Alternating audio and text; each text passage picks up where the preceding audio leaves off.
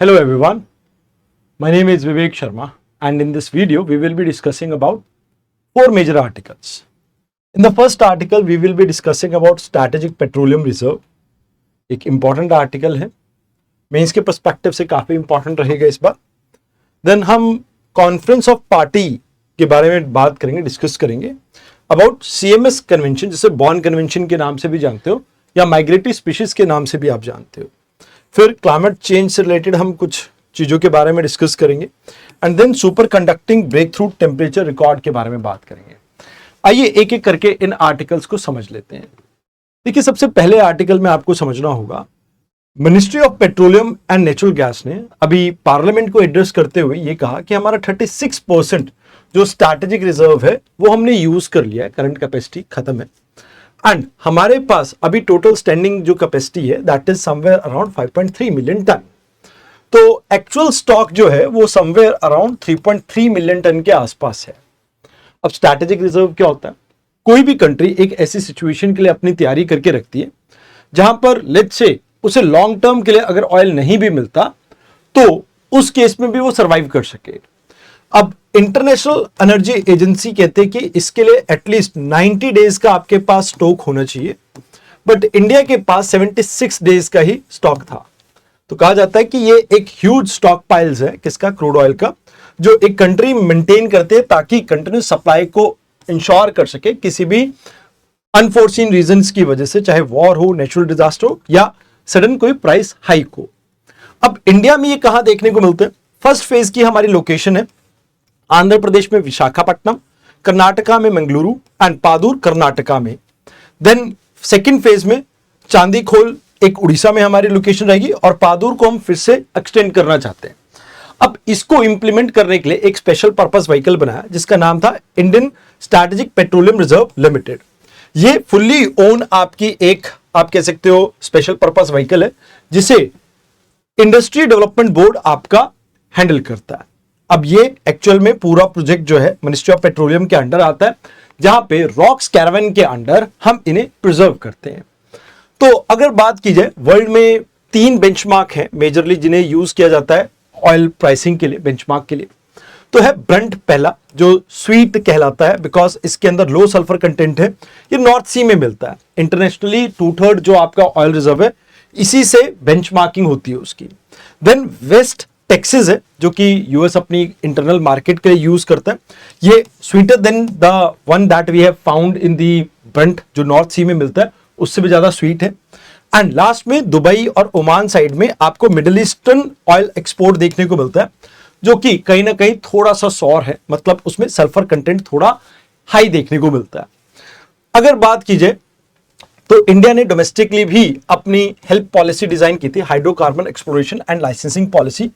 एक comprehensive policy है ताकि हम बाहर के इन्वेस्टर्स को भी अट्रैक्ट कर सके एंड इंडिया के स्ट्रक्चरल डोमेस्टिक चैलेंजेस को एड्रेस कर सके जो कि हमारे अपस्ट्रीम एक्सप्लोरेशन को बूस्ट कर सके.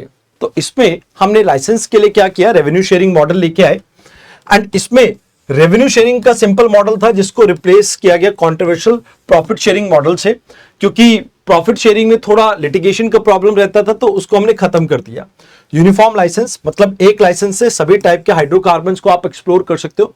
ओपन एक्रेज लाइसेंसिंग पॉलिसी, यहां पे आप ये मान के चलो कि कंपनीज को स्पेसिफिक ब्लॉक को जो भी उन्हें पसंद आए उसके लिए बिड करवाने के लिए गवर्नमेंट को फॉर्मली वो कहेंगे तो बिडिंग स्टार्ट हो सकती है कभी भी.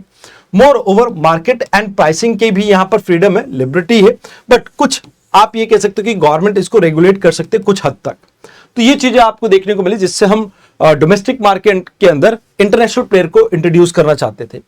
अभी अगर हम बात करें तो हमारी ऑयल डिपेंडेंसी बहुत ज्यादा है, ऑलमोस्ट 88% हम अपनी एनर्जी रिक्वायरमेंट इंपोर्ट से फुलफिल कर रहे हैं. अभी अगर बात करें लिमिटेड बफर है हमारे पास, सिर्फ 9.5 दिन का अभी अपनी फुल कैपेसिटी पे हम बफर मेंटेन कर पा रहे हैं. That is also a problem.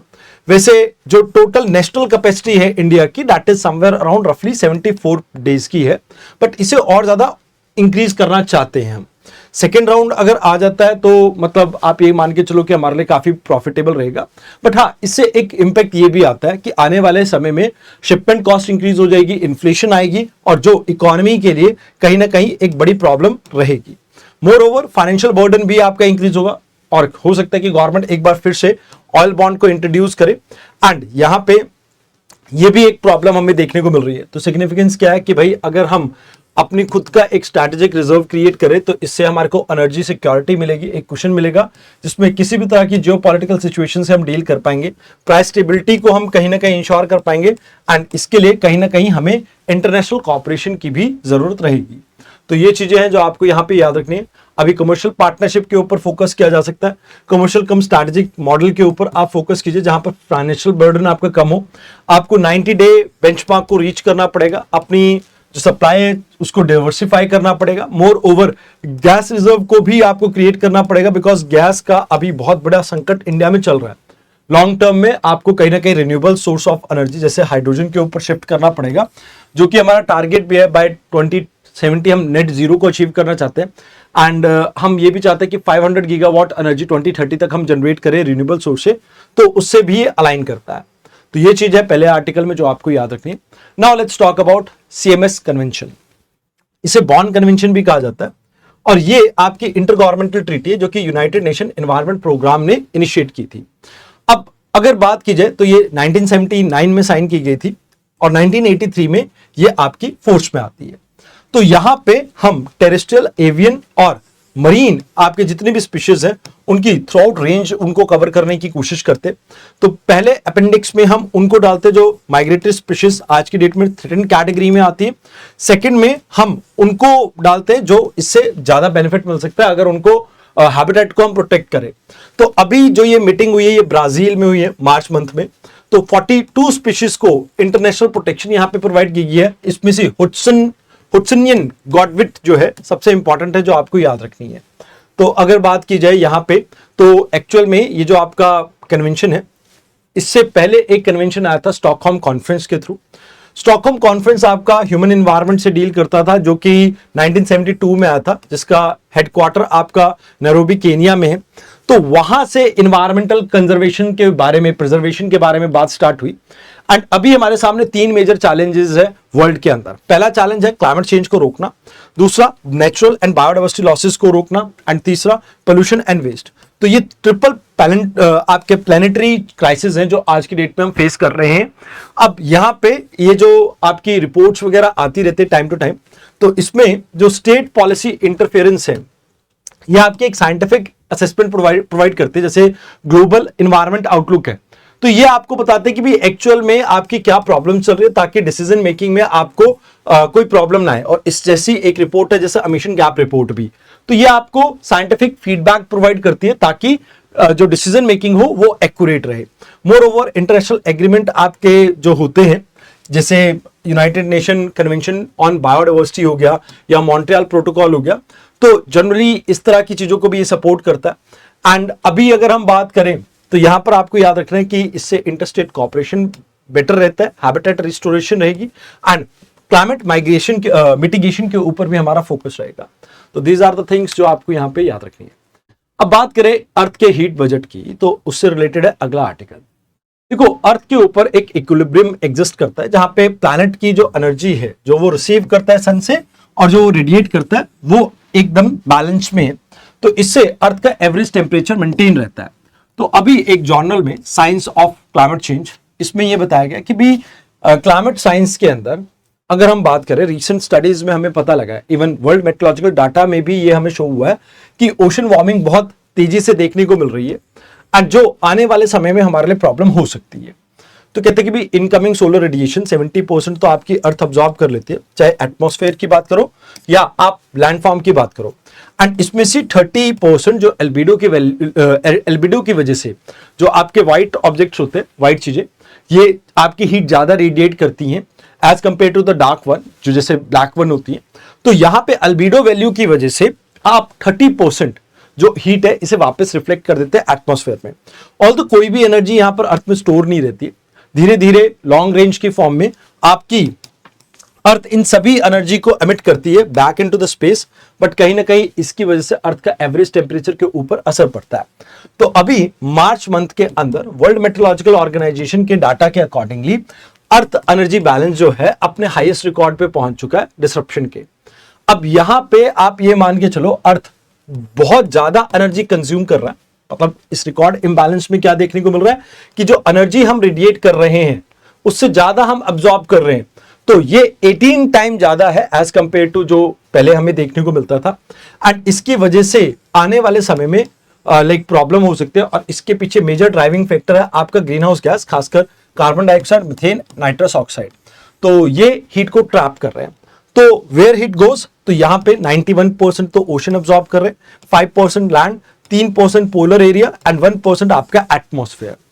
अब इससे पॉजिटिव फीडबैक साइकिल आपका ट्रिगर होगा, जिसमें आपका जो जैसे जहां भी आइस और स्नो है वो मेल्ट करेगी, इससे एल्बिडो वैल्यू और ज्यादा नीचे जाएगी, बिकॉज स्नो व्हाइट होती है तो वो रिफ्लेक्ट करती है हीट को, बट अगर वो डार्क सरफेस बन जाएगा तो अल्बिडो वैल्यू नीचे जाएगी, जिससे और ज्यादा हीट ट्रैप होगी एंड फर्दर इससे मेल्टिंग और वार्मिंग और ज्यादा इंक्रीज होगी। तो एक चीज आपको याद रखनी है कि अभी हमारे सामने एक मेजर चैलेंज है कि एवरेज जो टेम्परेचर है उसको कैसे मेंटेन किया जा सके। एंड मोर ओवर आज भी डाटा गैप आपका बहुत ज्यादा एग्जिस्ट करता है, तो हमें थोरो एक स्टडी की यहां पे जरूरत है। लास्ट आर्टिकल की अगर हम बात करें तो last article is about your super conductors. Super conductor की बात करें तो अभी रिसेंटली आपके कॉपर ऑक्साइड मटेरियल के लिए हमने -123 डिग्री सेल्सियस पे नॉर्मल एटमॉस्फेरिक प्रेशर पे सुपर कंडक्टिविटी अचीव की है। What is super conductivity? तो एक ऐसी स्टेज जहां पर आपका जो भी लेट्स से आपके पास एलिमेंट है, वो एलिमेंट किसी भी तरह का इलेक्ट्रिकल रेजिस्टेंस शो नहीं करता, मतलब उसकी हीट लॉस के कारण एनर्जी लूज नहीं होती है, एंड वो आपका सर्कुलेट कर सकता है इनडेफिनेट पीरियड के लिए बिना हीट को लूज किए। अब यहां पे सबसे इंपॉर्टेंट बात है वो जीरो रेजिस्टेंस शो करता है। मतलब यहां पे अगर हम बात करें नॉर्मली कॉपर कंडक्टर अच्छा है, बट इसमें रेजिस्टेंस की वजह से काफी हीट आपकी लूज होती है। तो यहां पर आपका जो मटेरियल है जब सुपर कंडक्टिंग स्टेज में जाता है तो वो इंटरनल मैग्नेटिक फील्ड को अमिट करता है, जिससे मैग्नेटिक लेविटेशन आपकी कहीं ना कहीं वो कॉज करता है। एंड मोर ओवर यहां पर आपको याद रखना है कि क्रिटिकल टेम्परेचर पे पहुंच के ही वो ये इस तरह की चीजें शोकेस करता है। तो वो एक ऐसा थ्रेशोल्ड पॉइंट है जहां पे आपका मटेरियल ट्रांजिट करता है सुपर कंडक्टिंग स्टेज में। तो एमआरआई मशीन्स में इसका यूज हो सकता है, मैग्नेटिक लेविटेशन में इसका यूज हो सकता है, इवन लार्ज हाइड्रॉन क्लाइडर में इसका यूज हो सकता है। एंड अगर रूम टेम्परेचर सुपर कंडक्टिविटी की बात करें तो इवन आने वाले समय में आपके एनर्जी ट्रांसमिशन के लिए भी इसे सोचा जा सकता है। तो कहते हैं कि भाई फिलहाल एक प्रॉब्लम हमारे सामने थी प्रेशर ट्रैप की, कि भाई जैसे ही अगर हम हाई प्रेशर अप्लाई करें तो कंडक्टिविटी स्टार्ट हो जाती थी, बट जैसे ही प्रेशर हटाया तो उसके बाद ये डिसअपीयर हो जाती थी। तो इसको डैंग एंड चू जो है इन्होंने अभी सॉल्व किया। इन्होंने क्या किया कि सबसे पहले कंप्रेस किया इसे डायमंड लेवल प्रेशर के साथ 30 बिलियन पास्कल पे, एंड यहां पे इसे -122 डिग्री सेल्सियस पे इसे सुपर कंडक्टिंग स्टेज पे लेके गए, जहां पर इसे और ज्यादा फर्दर कूल किया गया एंड देन प्रेशर एकदम से रिलीज कर दिया, जिसके बाद इसके जो इलेक्ट्रॉन्स थे, एटम्स थे, उसके पास इतनी एनर्जी नहीं थी कि वो मूव बैक कर सके अपने ओरिजिनल लाइक अरेंजमेंट पे। एंड यहां से आपका जैसे प्रेशर रिलीज किया उसके बाद भी ये कंडक्टिविटी शो कर रहा। तो ये चीज आपको देखने को मिली। तो दीज आर द थिंग्स जो आपको यहां पे याद रखनी थी। आज के डिस्कशन में इतना ही। धन्यवाद।